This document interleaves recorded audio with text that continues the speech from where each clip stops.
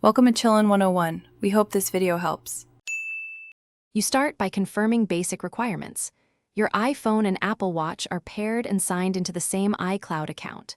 Next, open the Watch app so the devices can sync, then immediately open the Health app on the iPhone. This is where weight is stored. Tap Browse, choose Body Measurements, then Weight. Once there, tap Add Data or Edit. This first action tells the system the new value you want Apple Watch to reflect, so enter your new weight now. Once you're in weight, tap Add Data to create a new measurement or Edit to modify an existing entry. This ensures historical accuracy. Enter the numeric value using digits, examples, 72, 5 or 160, then choose the correct unit, kilograms or pounds. Make sure to set the date and time correctly if the change is retroactive, because Health uses timestamps. After you save, Health queues the update and prepares it for iCloud and Watch Sync. To finish, confirm the change reached your Apple Watch.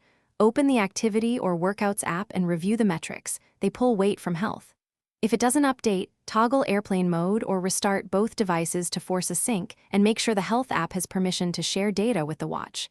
If problems persist, sign out and back into iCloud. That often resolves stubborn sync conflicts. One key tip: check Health sharing permissions. Without them, the watch won't receive weight updates.